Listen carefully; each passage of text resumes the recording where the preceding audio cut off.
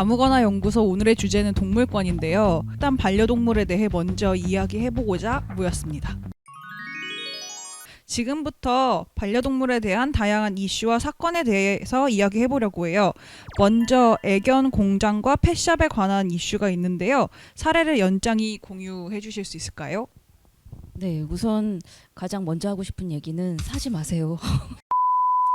펫샵은 애견 공장이라는 곳에 수많은 품종견들이 정말 쉬지 않고 아기를 낳을 수밖에 없는 구조로 되어 있어요. 배란기가 되면 임신을 강제적으로 하고 강제적으로 시기가 되면 아기를 낳고 아주 작을 때 눈도 채 뜨지 못한 아이들을 박스 포장을 해서 경매장에 나가거든요. 거기서 구매를 한 사람들은 본인은 너무 예쁜 모습만 보고 그냥 산 거잖아요. 그러다 보니까 파양을 하는 경우도 되게 많아요. 얘네도 생명체이지 그냥 쉽게 내가 몇십만 원 낸다고 살 수 있는 물건은 아닌데 크리스마스 때 어린이날 그 시기가 되면 펫샵에 가족 단위로 정말 많아요.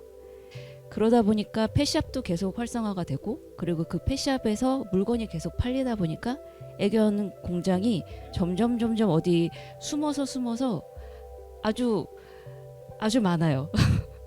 그 품종견이라는 것 자체가 사람이 또 만들어낸 품종이잖아요.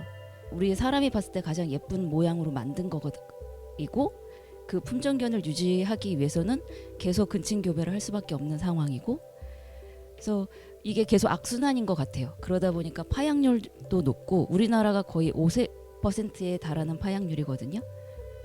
근데 우리가 동물복지 선진국이라고 하는 독일은 2% 남짓이에요.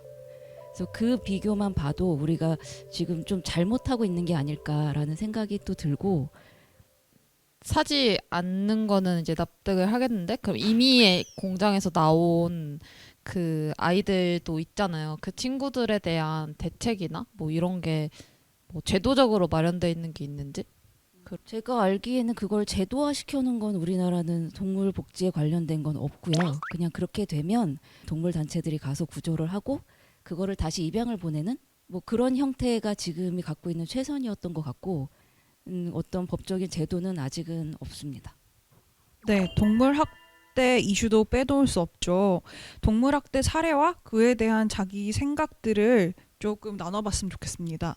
저희는 우선 동물 학대에 대한 그 처벌하는 기준이 너무 약해요. 뭐 제도가 있기는 하다곤 하는데 사실 거기까지 처벌까지 가는 경우가 흔하지도 않고 벌금 몇십만 원 나오면 전부인 경우가 대부분이고 우리가 예전에 강호순 사건 났을 때 그 사람이 살인을 연습한 게 개를 죽이면서거든요. 그러니까 동물학대가 그 가볍게 볼 일은 아닌데 약간 아직은 처벌이 너무 가볍지 않나? 라는 생각도 들고요. 최근에는 포양 폐양식장 고양이 수용소를 만들려고 했던 범죄가 있었어요.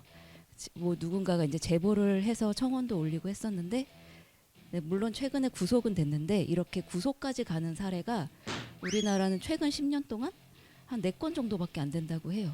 동물학대라고 하면은 제일 먼저 떠오르는 게 그 2015년인가 있었던 개막걸리 사건이라는 게 있거든요. 어떤 사람이 자기가 키우던 개 2마리를 일주일 동안 굶긴 다음에 막걸리를 먹인 거예요. 이 사람을 고소까지 했는데 사진만으로는 막걸리를 먹은 게 맞는지 아닌지를 판단할 수 없다.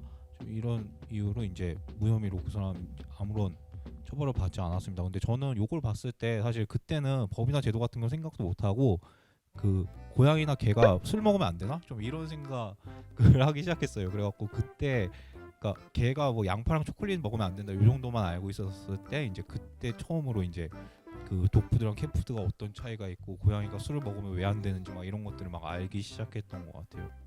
저도 그러니까 아이를 키우기 시작하면서 공부를 해서 인터넷에 맨날 찾아보면서 뭐 파프리카 줘도 돼, 고구마 줘도 돼, 뭐 사과 줘도 돼. 그래서 그런 것들을 되게 공부하면서 이렇게 저의 시각이나 시야나 생각이 되게 넓어지는 과정이 있었던 있었던 것 같아요. 저는 이 이야기 끝에 이 얘기도 좀 하고 싶어요. 우리보다 훨씬 발달한 후각을 가진 군견, 경찰견 이런 견들이 활동을 하잖아요. 10년 정도 일한다고 해요. 아기 때 훈련을 되게 혹독하게 받고요. 되게 뾰족하게 예민한 강아지로 살아갈 수 있도록 훈련을 받고 그 강아지가 한 10년 정도 활동을 하면 그 다음에 더 이상 능력이 떨어져서 이제 할 수 없게 됐을 때 그동안은 안락사를 시키는 경우가 되게 많았고요. 우리나라에서도 2015년에 동물법이 이제 개정되면서 입양시킬 수 있는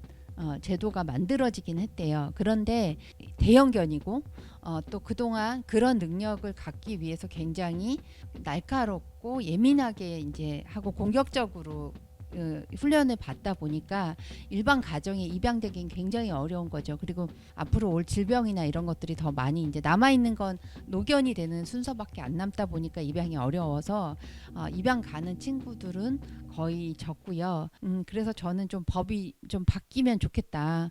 인간 일상에 입양이 돼서 일상의 사람들과 함께 살아갈 수 있는 사회화를 하는 기간, 교육받는 기간이 되게 필요할 것 같고 병원비, 치료비 같은 입양해 가신 분들한테 많이 나올 수 있는 병원비나 이런 것들을 좀 지원하는 제도도 만들어졌으면 좋겠다. 제대로 되는 안정적인 사회적 제도로 정착돼서 그동안의 고마움을 감사한 마음으로 보낼 수 있는 그런 제도들이 마련됐으면 좋겠습니다. 법 제도 이야기가 나온 김에 앞으로 바뀌어야 할 동물 관련 법과 제도는 어떤 것이 있을까요? 우선 동물병원 의료비 기준이 만들어졌으면 좋겠어요. 그러니까 이게 기준이 없고 도대체 무슨 검사를 왜 해야 하는지, 왜 필요한지 정확하게 저희가 모르다 보니까 병원에서 그거 주세요 그러면은 주게 되거든요. 그리고 동물이 저희랑 직접적으로 언어 소통을 하는 게 아니다 보니까 의사한테 의지를 할 수밖에 없는데 이런 기준 자체가 아예 없다 보니까 만들어졌으면 좋겠고, 저는 이 얘기도 좀 동물학대 처벌법에 대한 얘기도 조금 우리가 문제 제기했으면 좋겠어요. 이렇게 많은 범죄자들이 잡히지만 사실 별다른 처벌 안 받아요. 그리고 벌금 얼마 내면 되고요.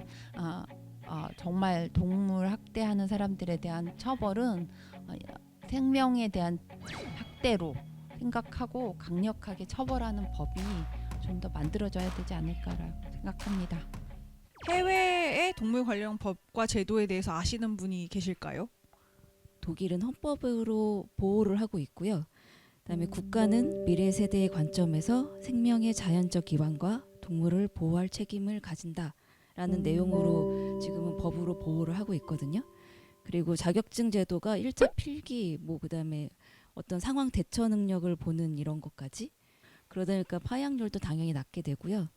그다음에 캐나다가 있는데 저는 이 캐나다의 동물보호 공무원이라는 제도가 우리나라에 들어왔으면 참 좋겠어요. 우리는 동물 학대 신고를 해도 그 자리에서 해결되는 사례는 없어요, 거의. 그다음에 보통은 경찰이나 그 자치구의 구청에 관할 그 공무원들이 직접 개입을 해야 그 다음 단계 최소한 격리를 시키거나 아니면 이 동물의 주인이라는 사람한테 포기각서를 받는다거나 이렇게 하는데 이 시간과 절차가 굉장히 복잡하거든요. 호주라는 곳은 반려견 산책을 하지 않으면 벌금이 내려진다라고 해요. 근데 우리 코로나 때 되게 많은 나라들이 셧다운이 되고 유럽은 대부분 집 밖을 아예 못 나가는 상황으로 많이 놓여 있었거든요. 그래도 자기가 키우는 반려견의 산책 시간은 보장을 해줬어요. 우리랑 함께 살기 위해서 이 동물들이 자기의 본능을 억제하고 있잖아요. 그래서 그거에 대한 인간으로서 할 수 있는 최소한의 배려였다고 생각합니다. 반려동물을 키우는 것에 대한 인간의 책임은 무엇이라고 생각하시나요? 사실 저는 정말 이 스터디를 하면서 나는 정말 동물과 함께 살지 못하겠구나.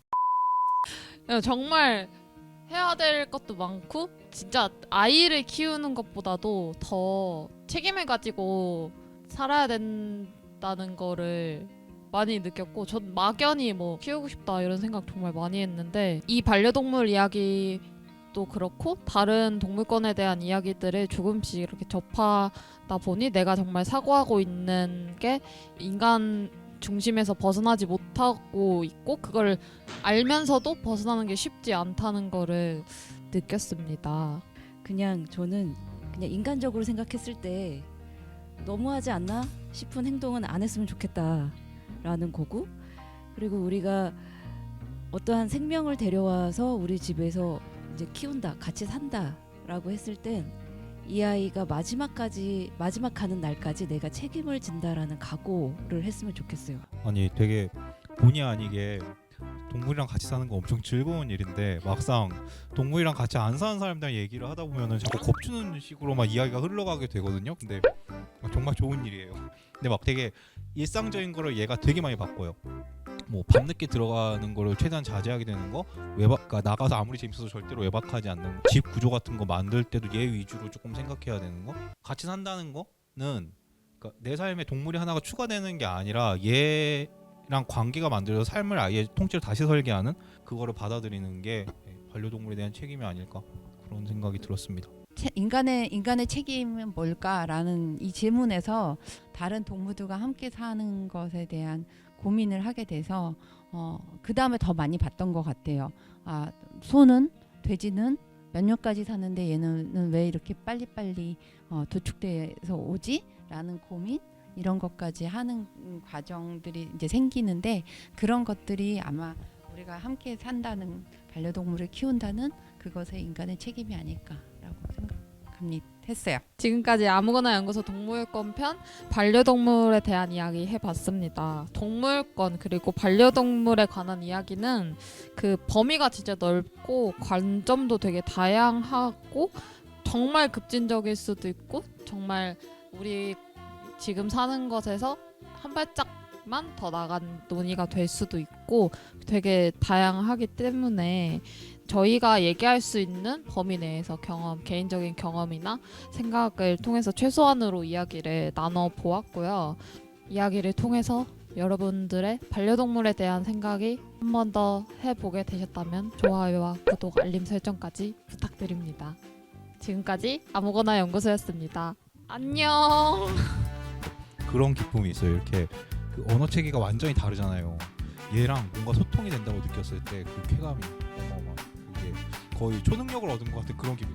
다른 개랑도 안 되고 다른 인간이랑도 안 되는 어떤 둘만의 그런 게 생기는데 키위가 가끔 제가 이제 너무 힘들어갖고 어디 기대 갖고 앉아 있으면 오른쪽 손으로 이렇게 잡아줄 때가 있어요. 이제 그런 거에 감동하는 거죠.